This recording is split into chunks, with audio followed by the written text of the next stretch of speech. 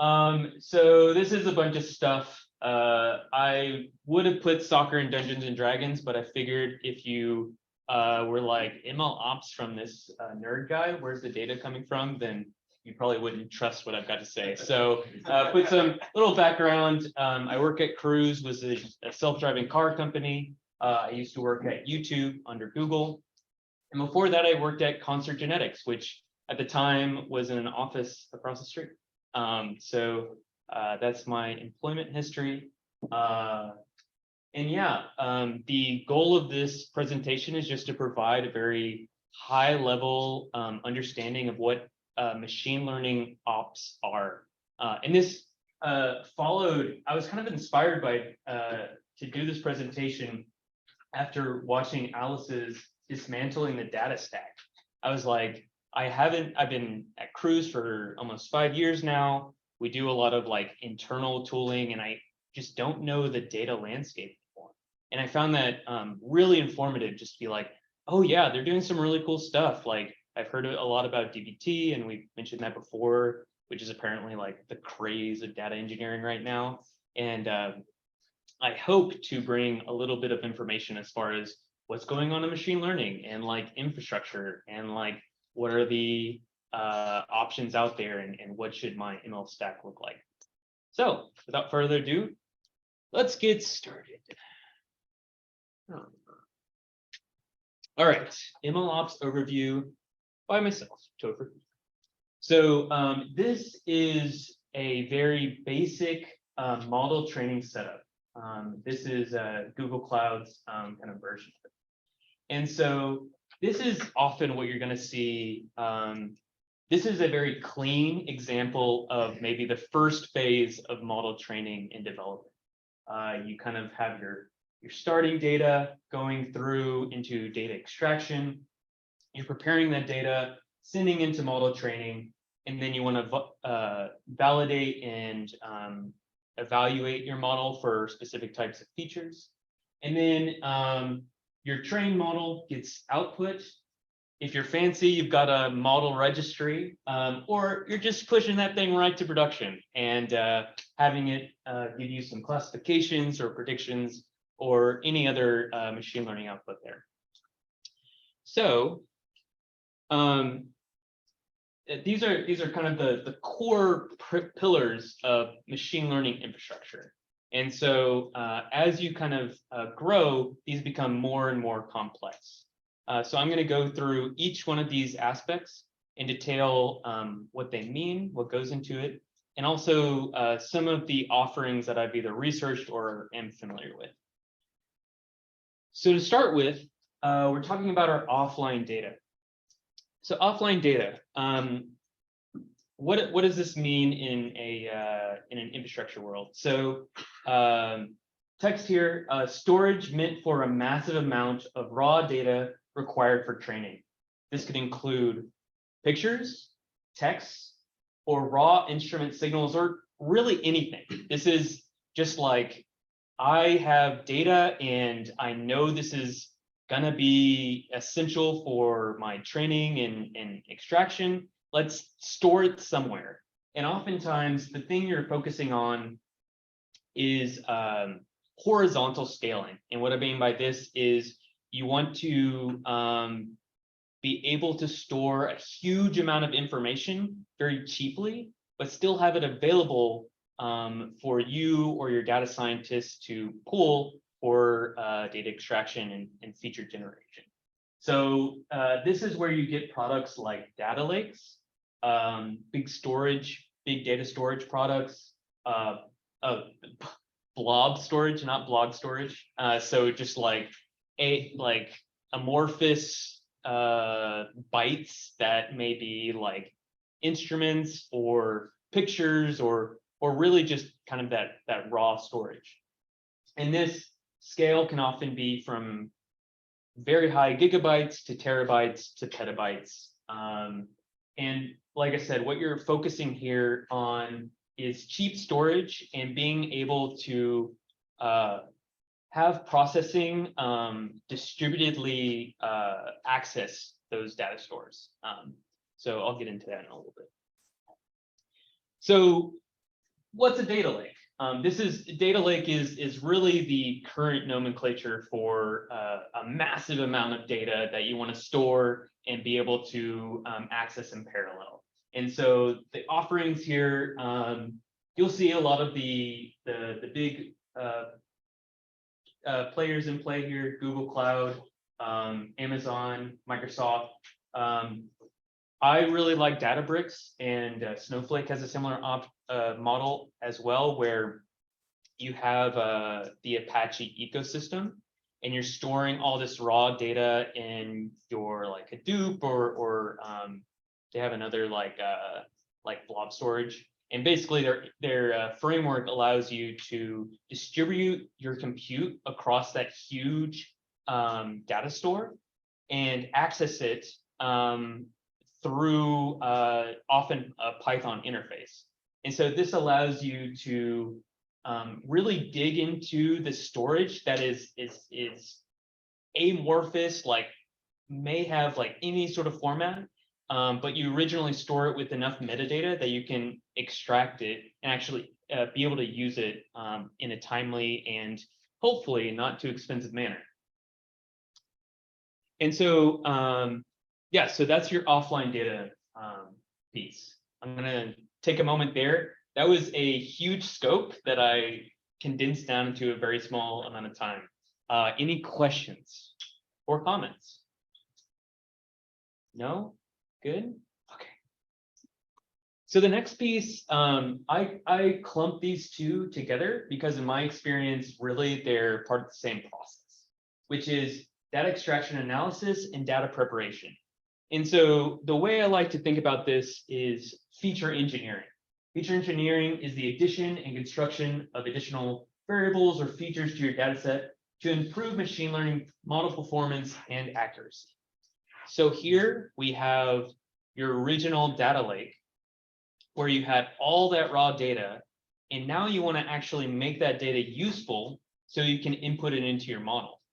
And so a core aspect of a normal neural net model is that you need everything in the form of a tensor. So that's going to be kind of the start of it. If you take a simple text model, you're basically going to vectorize words. And so our language comes in letters and words and sentences and all this semantic information. And neural nets take in these huge arrays of ones and zeros, or maybe even decimal points, floats, and you need to convert that complex information into this tensorized version that the model is going to be able to understand and build its neural net on. And so that's where we get into feature engineering, where you really have to understand your data and reformat it in a way that your model is going to take it in and give you the output that you're going to desire from it.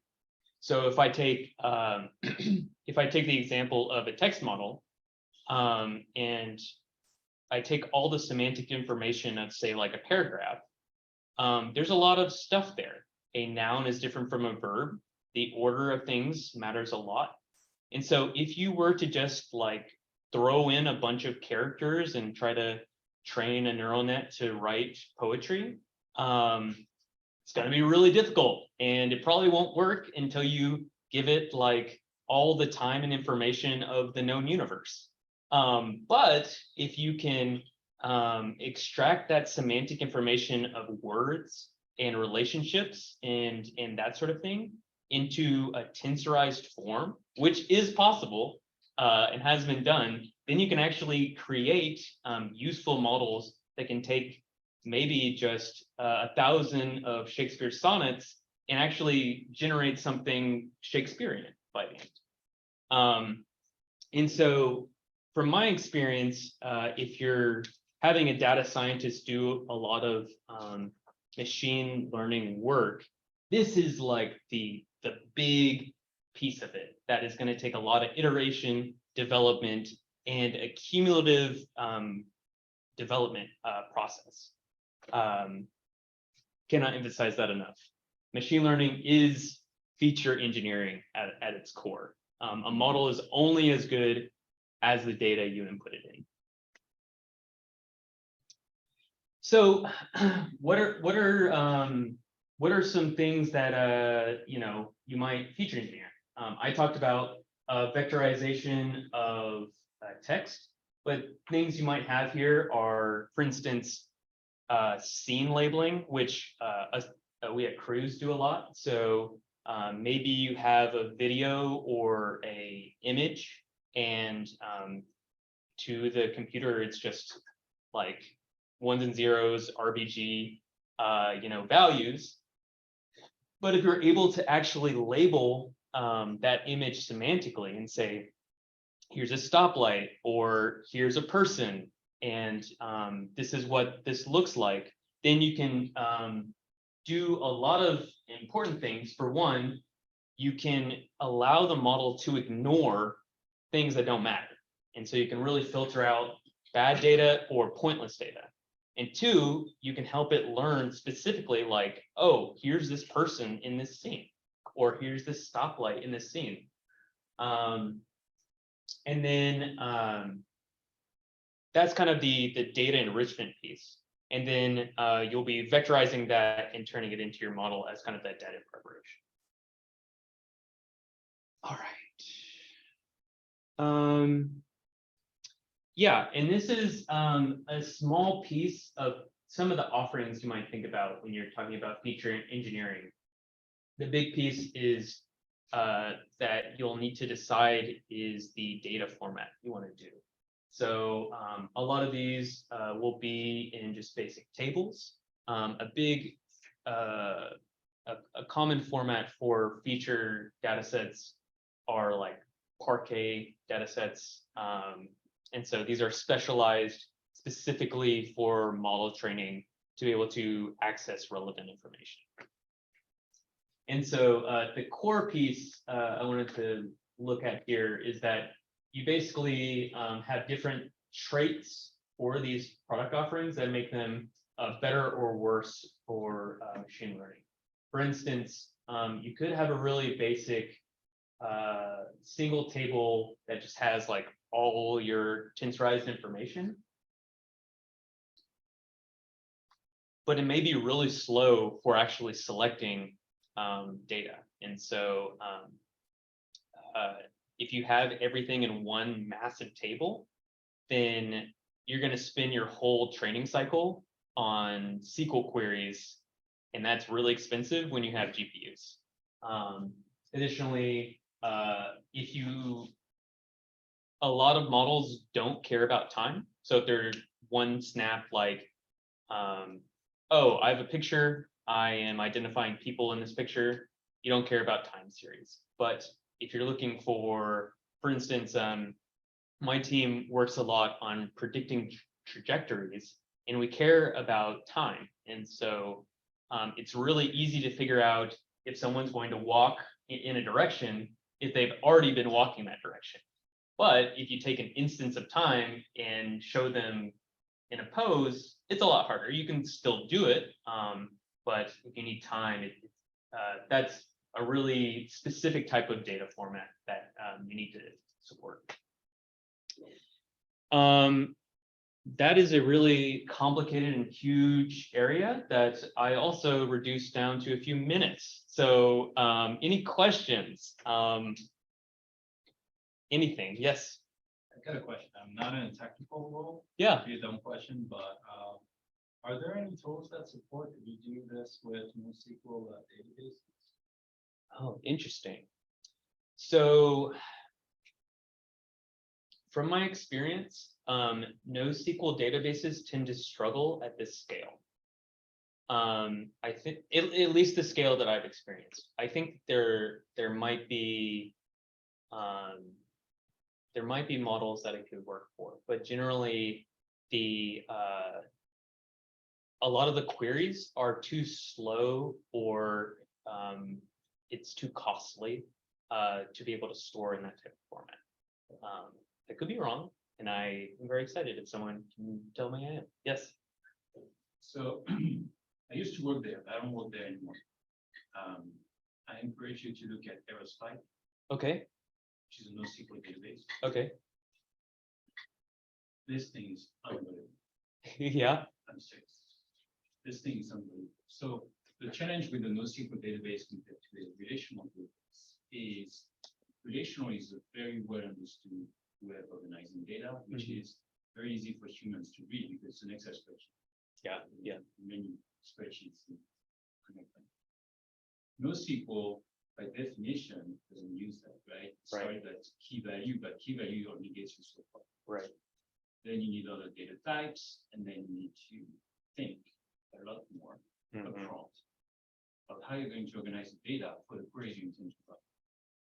The relational model is easier because it gives you a SQL interface, which has been around for 40-something years, so it's well known. And there's pretty much every tool under the sun that uses SQL new or can use SQL new. For something like Aerospike, so they have some kind of agreement with, I forget the name of the company, Tophers, that provides a generic query engine Okay. on top of something, and they have obviously different plugins to connect. So, as usual, what they do is they take a query and they parse it and explore it, set an execution plan, and then they offload portions of it to different sub engines that do the actual retrieval. But back to Aerospike, this thing was engineered from day one to leverage the hardware to the fullest. Okay. Right. So just to give you an example, Aerospike can max out, assuming the hardware is properly set up. I don't want to get into the details of how the hardware is set up. With Aerospike, you can put, even if you want to run in the cloud, they have some dedicated instances now in Amazon specifically built to run Aerospike, where there is no hypervisor anymore. So it's bare metal. Okay. And you get access to the SSDs directly. Aerospike gets access to the SSDs directly and can push gigabytes per second. Okay. Right. So and it runs in a cluster, obviously. So you can do it, but it's going to probably require, with NoSQL, but it's going to require a bit more thinking upfront. yeah. Because the beauty with the SQL, that SQL, you want to, Yeah. I mean, you can write in 10 lines what's going to take you hundreds of lines of code if you were to do it by hand. Yeah. Right? You run on Snowflake. I work with Snowflake a lot. You run on Snowflake, you send it to big fat query. It's not fast enough. You just say, hey, one, I'm going to pay more. Yeah. But give me more horsepower. Yeah. Yeah. Obviously, it's not free lunch, but the beauty of SQL also for humans is that unless the query becomes, these massive fractal queries, the ones that you're talking about. Right. Yeah. Yeah. Yeah. What is this thing doing? But it's very easy for a typical query that you're going to deal with to wrap your head around what this thing is probably doing. NoSQL, you need to think a bit more. Got a slightly more naive question. You seem to jump from ML to neural nets. And I'm not sure that people are seeing those as the same thing. I mean, yeah. So I mean, you went straight to neural nets and tensor. Anyway, I'm just curious to your leaning as yeah. Is that fair? Definitely. And I'm trying to I'll promise that is the next part. Okay, sure. Yeah, go ahead.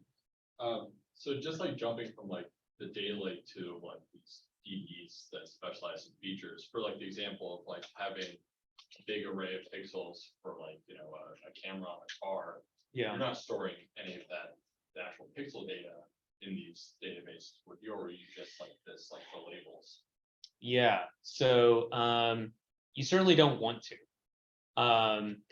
Ideally, if you need the the bytes themselves, you definitely want like a sub selection of them or some reduced version, maybe sampled if your model absolutely needs the raw signal. But yeah, that's exactly right.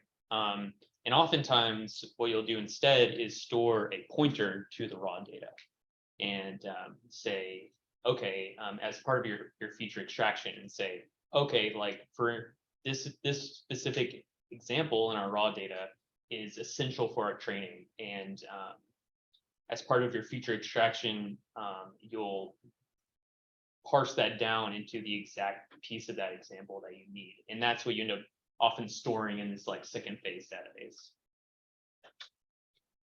So in the first step, you set offline data and then go to the next step. So you set put it into a data lake. What is some data you cannot put into the data lake? You have multiple sources. How would you go to the next step?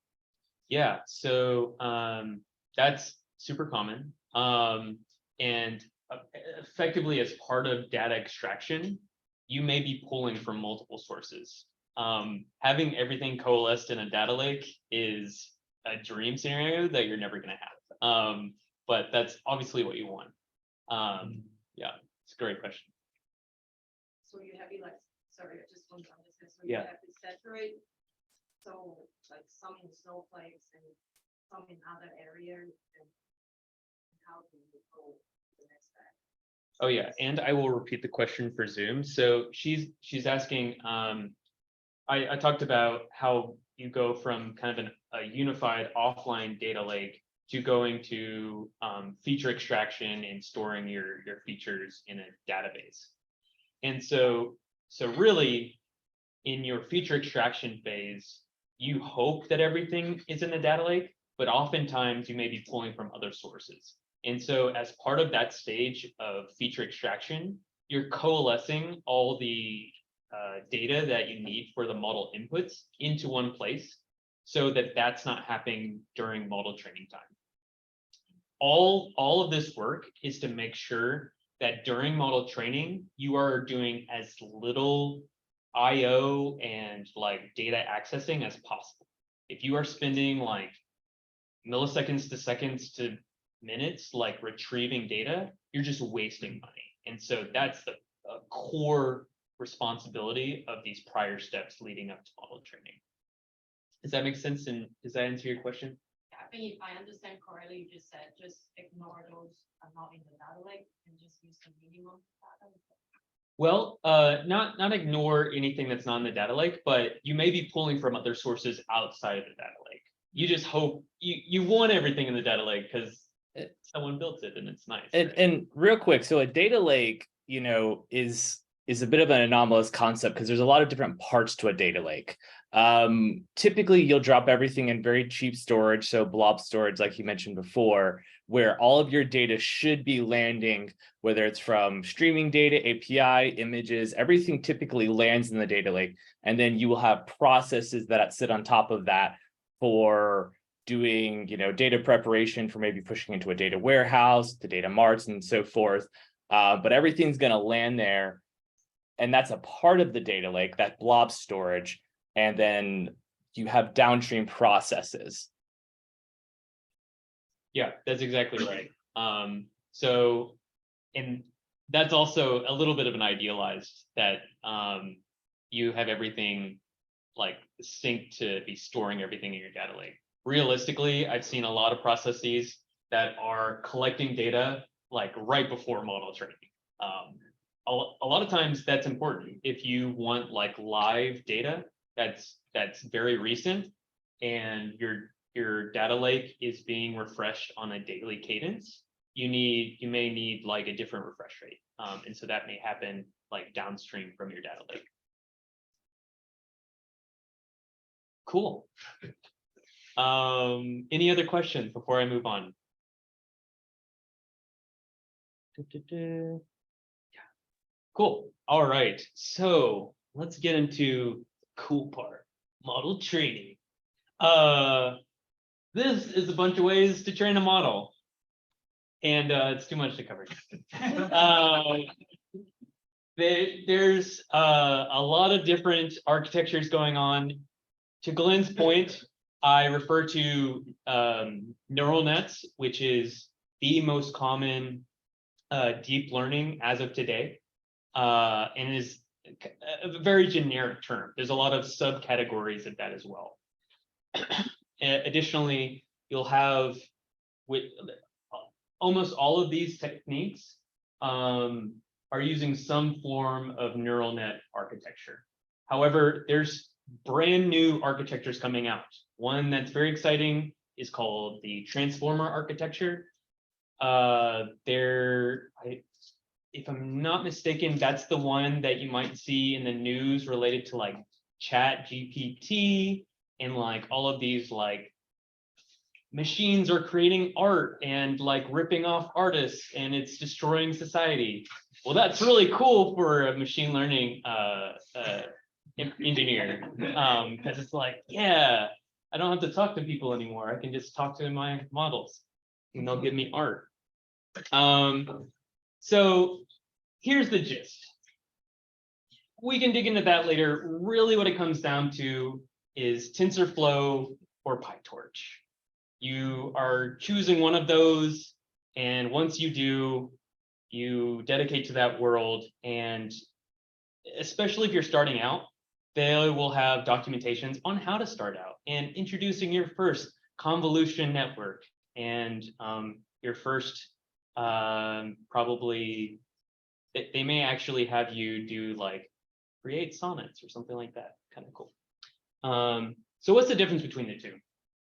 Generally speaking, and I will try to give you my experience and the words of these two organizations, but generally speaking, TensorFlow describes itself as production grade machine learning models with TensorFlow. That is their tagline. You go to that website, that's what it says.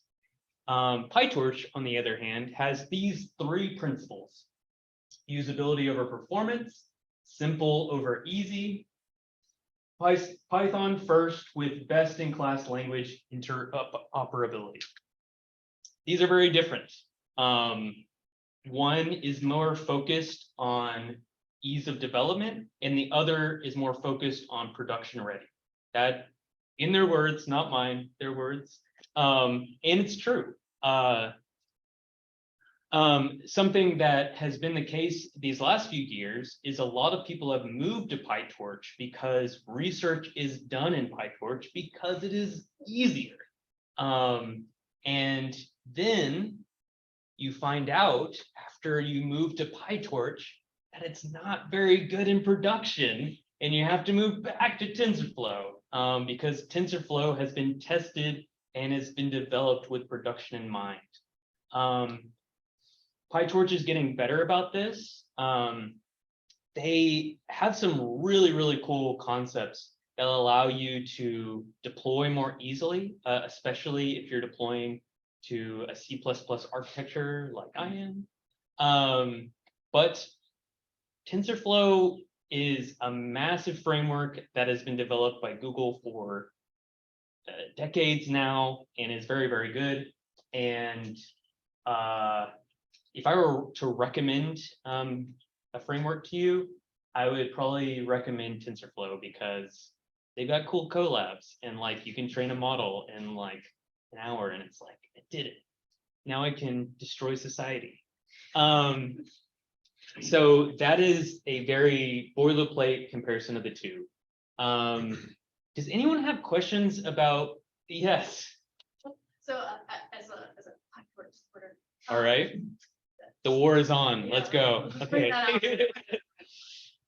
So what are some of the issues that you've seen with PyTorch in production?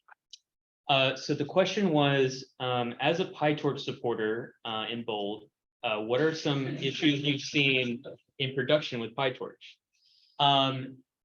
So we have seen a lot of issues around model conversion. There is an interesting piece where this is really diving in. So there's an interesting piece where you're defining your model architecture, and when you're doing this deployment piece, you actually have to define, is this a 16-bit or a 32-bit value coming out of like going into and out of this model. And PyTorch like makes you define this in like pre-deployment phase, and it makes it pretty difficult to change once you do it. And we actually ran into this where we had a model defined in 32 because more bits, like, yeah, like that's better. And then the model was running out of time and space and deployment, and it was unusable. And so it actually took a ton of work to be able to like backtrack, and we had to decide, okay, do we want to make this a 16-bit value, or do we want to try to get budget for this model in the deployment environment? And so that was something that I think TensorFlow just like, we've never had that issue with TensorFlow. It was much easier to deploy. A part of that may be the fact that our deployment process is based on TensorFlow, and so that doesn't help. A little bias there. So, you know, PyTorch is getting better. Any other questions? Yes. Could you elaborate on the simple over easy? Does that mean something like ultimately it is the simplest to tinker with down the road versus, you know, easy up front and problems later on? Yeah, so I think that is specifically in these frameworks, you can very easily build a bunch of abstractions that, like, for instance, this deployment piece, say like, we're not going to make you define any of your model types. We're just going to infer them, and like, it's going to be all dynamic. And then you hit errors, and it's like, I didn't want this to be 32-bit. So they made you define it in the first place. Yeah. So that's simple, but maybe not as easy. Gotcha. Perfect. Any other questions? Yes. I've never used either of these frameworks. How hard would it be to migrate? Like you're halfway down and you wanted to switch. That pretty non-trivial task. It took my company 2 years. Wow. And a lot of grumpy people. Yeah. It definitely, if I could talk to my past self and really my past self's director, I would say, don't overbuild for one framework. Try to be framework agnostic as you can, because you're gonna like, PyTorch really came out of nowhere in the past 2 to 3 years, because they have these principles that made it very easy for, especially in the perception space, where people were building these like great perception models. And you would basically have to, if you wanted to replicate the success of those called perceptron models, you would have to replicate like a PhD's 5-year thesis to like replicate that in TensorFlow, or you could use exactly what they already built in PyTorch and directly use that. I'm saying we did that, but you could. And so because of that, we had to switch because of the research coming out. But who knows what happens next? I mean, the fact is that there's only 2 main leaders in this space is a little surprising, and who knows when we're going to have a third, or maybe TensorFlow gets more research ready and everyone wants to switch back. So I would recommend being framework agnostic as much as you can. Any other questions? So what are your thoughts on Keras? PyTorch earlier? Is that your transition? Let me address the online. What was that? What are your thoughts on Keras? I have no thoughts on it. Okay. I haven't used it. What are your thoughts on Keras? It's just a high level API that sits on top of TensorFlow. And that's typically if someone's interested, sorry, I'm losing my voice. If someone's interested in getting into deep learning, I usually point them towards Keras because it provides just a high level way of developing deep learning models that sits on top of TensorFlow. I haven't spent a whole lot of time with it, so I don't know. I mean, I'm sure anytime you're working with a high level language, like, you know, you're not going to be able to get into optimizing the performance. So I was curious if you'd worked with it and had thoughts around when you would make that transition from using something high level like Keras versus going right into TensorFlow. But you have no thoughts, so no. Yeah, I would. I've heard a little bit about it. My dad tried to use it and he struggled with it, and so hopefully people are smarter than him. They want it. If you want the website equivalent of Keras is the API designed for human beings, not machines. All right, there you go. API over machines, pretty good. Yeah, so if you're interested in this space, I almost added Keras to this, but like I said, I'm not super familiar with it. And from your opinion and experience, do you think it's as large of a framework? Like, is it a valid number 3? I mean, it sits on top of TensorFlow. It's essentially an API, a high level API on top of TensorFlow. So it's streamlining working with TensorFlow. So I don't think it falls into these same two categories because it's not a PyTorch, it's not a TensorFlow, it's on top of TensorFlow. It's an easier way to work with TensorFlow.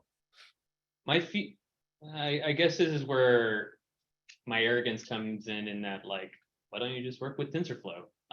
But if they've got a really good API and interface, that might be a good introduction. Cool. Yeah, I encourage everyone to check it out. And yes, what was your question? You said you switched to TensorFlow from PyTorch or something else? We switched to PyTorch from TensorFlow. So you went to PyTorch. To PyTorch, yeah. And it was because of the research that was coming out there in the last few years, especially in the perception space. Yes. I have an O'Reilly book at home, excuse me, a paperback, hands-on machine learning with scikit-learn, Keras, and TensorFlow. So that might be something. Yeah. So what he mentioned is, do you know the name of the book, the O'Reilly book? Well, it's a long title. It's hands-on machine learning. Hands-on machine learning with scikit-learn, Keras, and TensorFlow. With scikit-learn, Keras, and TensorFlow. Yeah. But anyways, it seemed to encompass a lot of what we're talking about. So that's actually a really good approach because the tensors and structure of the data in the way that TensorFlow approaches its data is based on scikit-learn and the NumPy framework. And so it's a very natural progression to start from scikit, go to Keras if they have a nice introduction, and then continue on to TensorFlow. That makes a lot of sense. Yes. Yeah, Alex mentioned Keras. By the way, Keras has a optimizer on TensorFlow called Adam. Okay. I am no developer in production, but I used to see academic. Cool. Good. Yeah. Keras is good. I've seen it a lot, and I think it builds a lot on the already good stuff in TensorFlow. So yeah, makes a lot of sense. Anyone else? Cool. All right. So Well, I have one question. Like, Yeah. so as a machine learning engineer, how are you interacting with PyTorch or TensorFlow? Like, you're not, the data scientists are training the models, or we were kind of talking about that, but yeah. what you were saying that you're training models too and doing feature engineering and whatnot. So like, how does that overlap work? Like, what are you doing with these frameworks? So each one of these blocks is effectively a different software. And so a lot of the work I have to do is the arrows that connect all these blocks. And so a lot of times the holy grail is for me to build a full framework to make this a continuous loop and have it automatically retraining and spitting out models and destroying society automatically without needing to, we could fire the data scientists and I just, churn away. And so, but it's really hard because these blocks have their own ideas about how things are coming in and going. And so between each stage, there's going to be a lot of software just to connect two frameworks, even if they are supposed to be great at pulling from whatever data source you have. Well, yeah, you can't just like give it an HTML and it, get your data. So. What can you like give an example of one of these connections? Like zoom in on one of them, like what Yeah. you're talking about. So to give a basic example, these three stages of data extraction, analysis, data preparation, and model training. So I kind of talked about this a little bit already, but when you're training your model, you do not, pretty much all ML training requires GPUs because to be able to, there was research found decades ago that basically trying to train on CPUs is way less effective than the multi-threaded computations that happen on a GPU. But GPUs are very expensive, especially in the prior years of the crypto era. It was very hard to obtain those resources, way more expensive than CPUs. So you do not want to spend any of your time pulling data, like calculating, doing simple calculations for feature extraction while you're on GPU time. And so a big part is that data preparation step where you have to make sure you have a storage layer that is either going to co-localize with your model training or is going to be readily available for that. And like Matt was saying, you don't want to store like your raw data in that storage layer. You have to properly connect it to your data extraction and analysis piece. And so that's like a framework in and of itself where you are connecting those pieces together. So everything is ready to go as soon as you're going into model training. And so the way we do that is we make sure that for one, our data is in a very efficient format. We use Parquet because you can both index BigQuery tables on Parquet datasets, and I think TensorFlow and PyTorch accept Parquet data files as like a file format. And so a big thing we do is try to abstract away like that data storage piece and allow our data scientists to run their feature extraction, calculation, analysis, and they're like, okay, this is the data we need for model training. And they were like, okay, let's like wrap this up into a Parquet format, co-localize the model training, deal with permissions issues, and all the infrastructure around. So that's a specific example of like a problem I might do.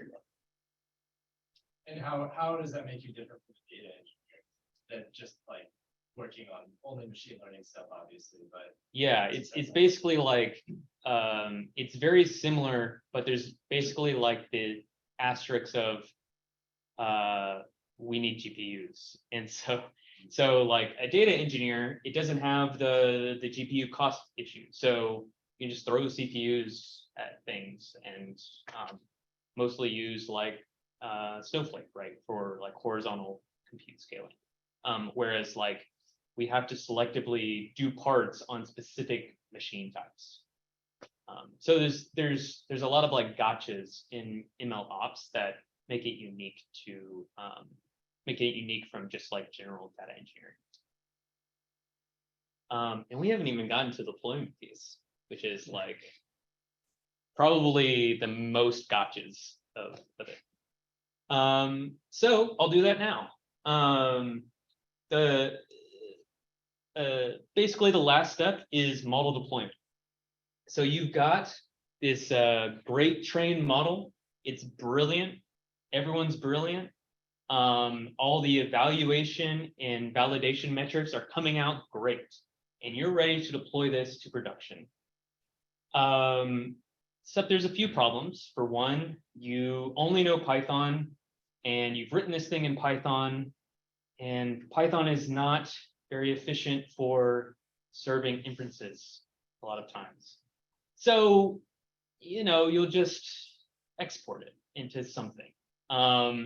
So exporting it into something means that you have to have a production environment that's going to do something with that something you've exported. So realistically, this will often be either a binary artifact, oftentimes a container in a microservice infrastructure, or you could just have a machine that is running Python inference ineffectively and be sad. So the gist of deployment is the method by which you integrate a machine learning model into an existing production environment to make practical business decisions based on data. It is one of the last stages in machine learning lifecycle and can be one of the most cumbersome.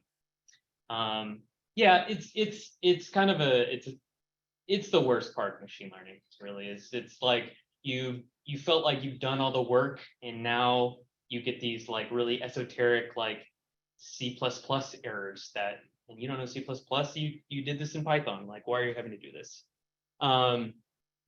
So I don't want to dig in too much because unless I have questions about it, unless y'all are interested in. But basically, you're producing an artifact that you can serve to production, and that's the boilerplate. Are there questions? Are there comments? Is there interest? The artifact would be like pickle, right? Like Python pickle bar? Really not, unless you're doing the like Python inference serving. And also I've talked to multiple people who've tried to do that, and they always run into like really awful pickle issues where, yeah. I think that's why they named it that. Do you have your I was just gonna ask, like, what is even like a fully like trained model that you would like have as a binary plot? Is that just like huge like set of tensors that you then have some lower level language that can also interpret that? So technically could have just all your, so the actual model, at least for a neural net model, will primarily be the nodes. So to repeat the question, what are you deploying when you deploy a machine learning model? And so basically the output would be, you've gone through machine learning where you've input your data, and the actual structure of the model, at least in a neural net model, will be these nodes with weights and the other thing. And what is it? Biases, weights and biases. And these basically define the full graph of a neural net. And those are the only things that you actually need when you're deploying. There's a lot of caveats here of pre-processing and all that stuff. But you're able to then, this allows you to not need all the data that it was trained on to actually get the inferences of that neural net. So generally, I'm not going to say generally, models can be any size. I was reading a particularly interesting paper by Microsoft that there's kind of a competition to see like who can build the biggest model. And they have one that has 1 million layers. And so it's just this like absolutely like gargantuan one that they've like managed I don't even know how you like define tensors but it's a fun challenge because it's like to be able to define something that's a million like inputs into a model, you have to have all of that. Well, the clever thing is you don't have to have all of that in memory at the same time. You can block it off. And so the whole challenge of the ML infrastructure is how can you train a million input model? Like, what's the practicality of that? So, or you can have a like 2x1, 2x2 neural net, very small. Like, is it a hot dog? Is it not a hot dog? And that's all it does. Yes. So when you say million, are you referring to the dimension of the data or just the parameters, number of parameters? The parameters. It was a million parameter model. Yeah. So if you're interested, the way they did it is you can, instead of doing a full tensor that's all the parameters at once, you can actually do portion like batches of the first 10 and the next 10 and the next 10, and then you can construct your model to learn even if it's only given partial data. And so that was part of the challenge, is like, how can you even contain all that information and train it that way? Yeah, because to my knowledge, we want to minimize the parameters and maximize the whatever we can get out of it, right? So with less parameters, it's more cost efficient and it takes less time and less GPU power basically. Yeah. So that's the trade-off, right? If you're Microsoft and you have billions of dollars and you're like, who cares? Like, let's basically build a static model but call it a neural net. So yeah, there's ways to do it. Any other comments, questions, concerns? Okay, Yes. this would be dumb, but is a model kind of like a function? Yeah. Lots I of mean, parameters. At the base of it is a function, inputs and outputs. You know, the core part is it does have state, right? So when you're model training, you're teaching the model those weights and biases, and that's stored in the state of the model. And so when you export, it retains that state, and that's the learned state.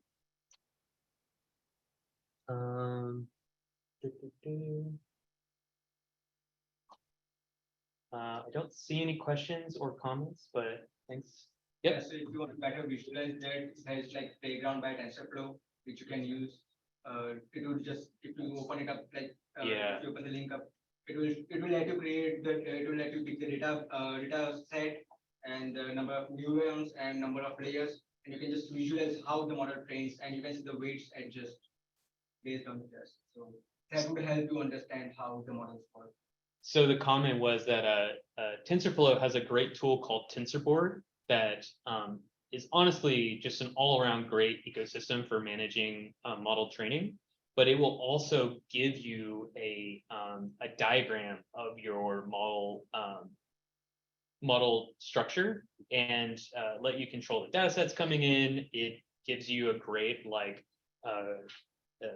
evaluation curve as you're training and stuff, and it's very, very useful. Another reason why I like TensorFlow. So at Cruise, when you're handing off this model to like this C++ environment, you make it sound like if that's not your thing, you're not really working on that. Ooh, good call. Yeah. We have a team called the Machine Learning Acceleration Team. And so they are specifically responsible for like handling this deployment process. So it still falls under ML ops, but because of the specialized, like, it's not just C++, but like integrating binaries into like a system, that it's a really specialized knowledge that is very, very complex. And I am still trying to learn more because it's like also one of the most pain in the ass things that I have to deal with. So yes. How many models is that deployment team working on at one time? And like, do they get recycled? Like they get deployed and then you try and go back and work on them, or you just have more with, as technology gets better. So I'll group the last two questions. Sorry, remote folks. I'm trying not to forget about you. We're talking about, so there's a specific team that handles the deployment process, specifically from Python world to C++ and the deployment system. And sorry, can you rephrase your question again? Yeah, how many models at once is the deployment team working with? And so the question is, how many models does the deployment team manage at any given time? That is hugely varied. Something that we've tried to do is, and my team is basically responsible for, is even if you have a new model, you're leveraging the same framework.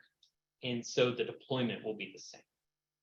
And so a lot of times your deployment, ideally it goes smoothly, especially if the core framework is the same.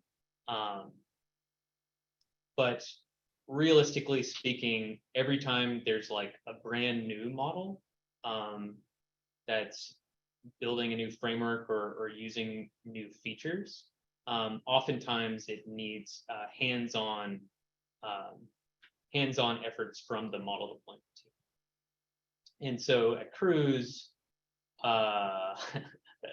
basically at the end of every quarter, they like have to handle fires because like some model team has like developed something new and they're like, it's not deploying right, and like we get all these like system errors and we don't know what to do. So they're severely understaffed and underpaid.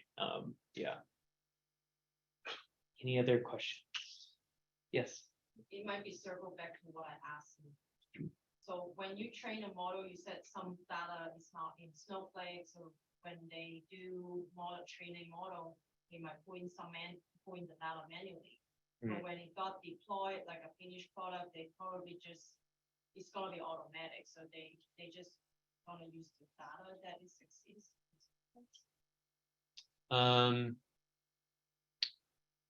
Do you so at the production part,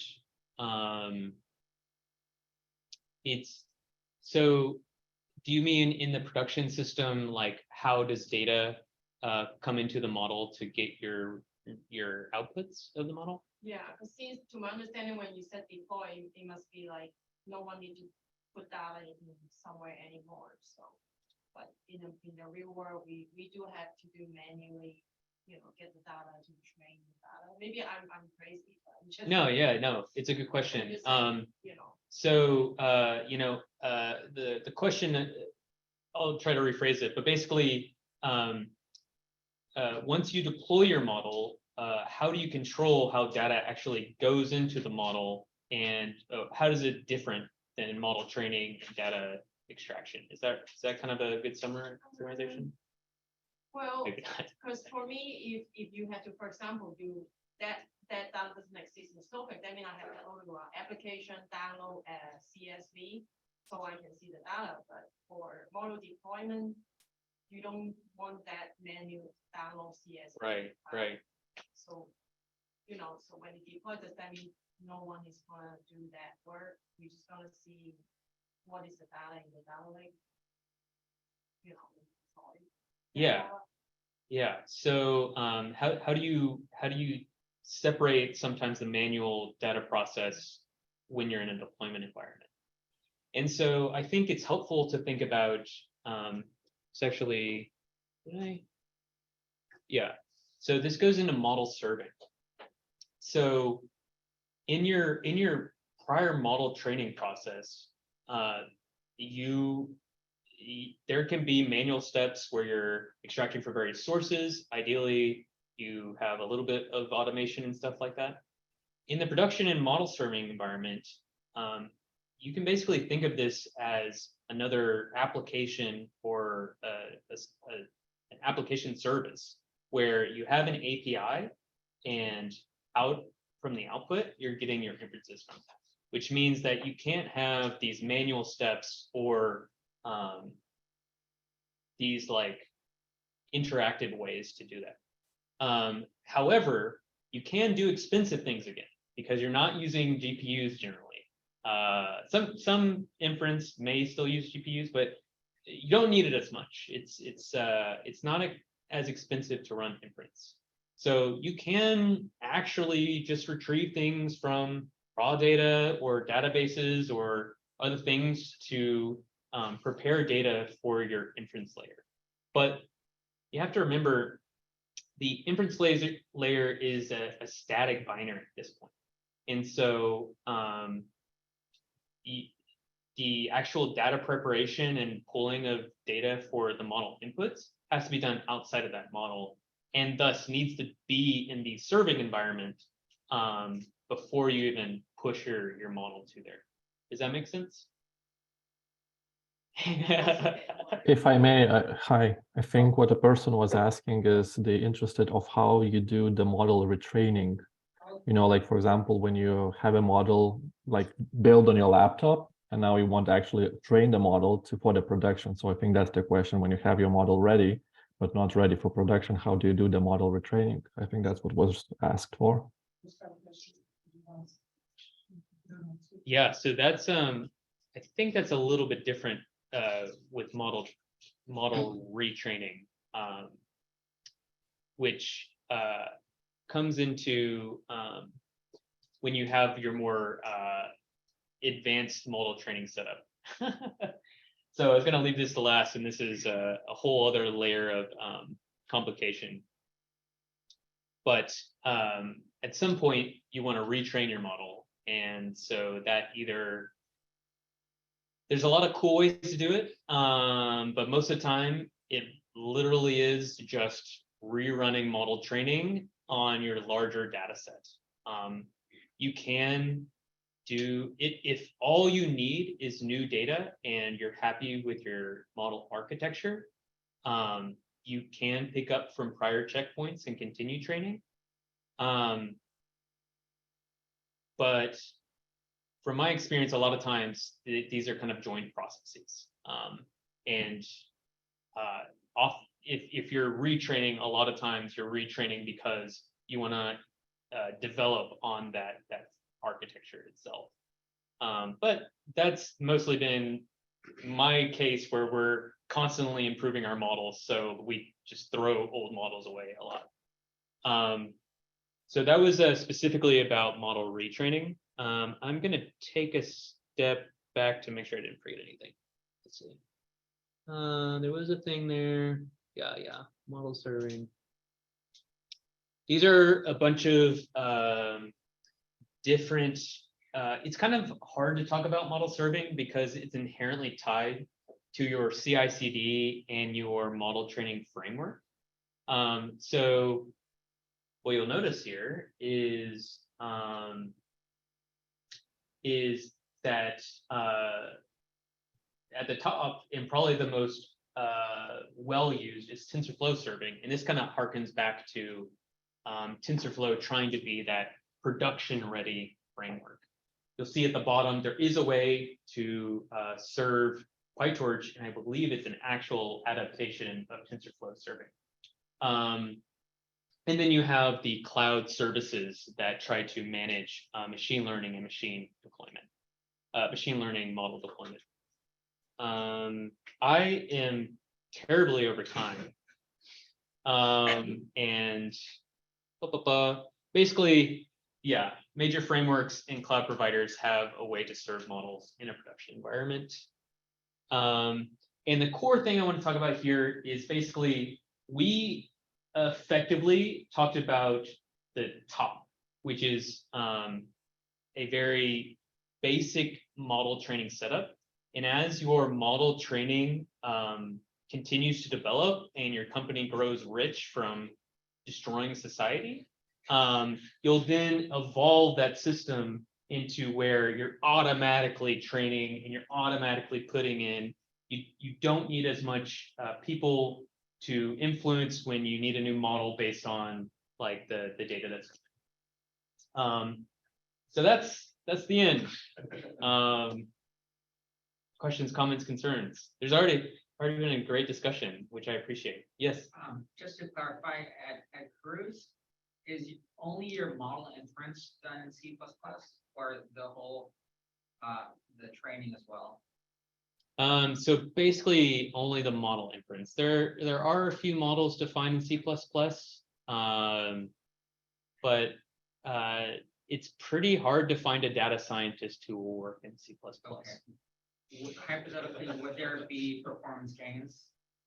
Yeah, one of my favorite things about PyTorch is it has torch script, which actually allows you, it's a library that allows you to write Python that directly maps to C++, so you don't have any of the conversion issues. The problem is it's a subset of Python and the torch script library. They're building it out, and when it's this whole new like programming language, maybe I'll be like really pushing PyTorch on y'all, but it's a really cool idea. And you basically, for us, you have to be in C++ because of the performance. One more follow-up. Yeah. What would you say, in your opinion, are the 3 best ways to optimize a model training deployment in terms of efficiency or like time saved? So the question he asked is, what are the top 3 ways to improve model training performance and efficiency, and generally time save? The number 1 way is to have as much money as possible. Just buttloads of money. And that's serious, because the more compute you have, the more you can just chuck at data processing, data preparation, like model training, like get all the GPUs. 2 is localizing data properly, especially during model training. You can waste so much money on processes waiting for data to come through. Even if it's streaming data, it's way slower than just having a mounted SSD on your training compute. And number 3 is, these are in order, I've just decided, is being smart. So if you actually write your, if you do your featureization in a really good way, then if you write the features as they are needed, then your model doesn't have to do extra work to figure things out. If you write your model to properly be structured where it only has as many nodes as it needs to perform well, then it'll train faster. If you intelligently scope your work where your model is doing a single thing very well, then that whole process becomes much easier and faster. So money, I forget the second thing, and being smart. Yep. What's the like typical success rate going from like you've got features to I've got all the way through, the model is now successfully deployed and working? Like, is that once you've gotten this mostly set up, that's like 100%, or is it how often are you restarting the process? So the question is, what's the success rate of going through this full process? I would say it depends on the problem you're trying to solve. Especially starting out, it can be really hard to beat a statistical model.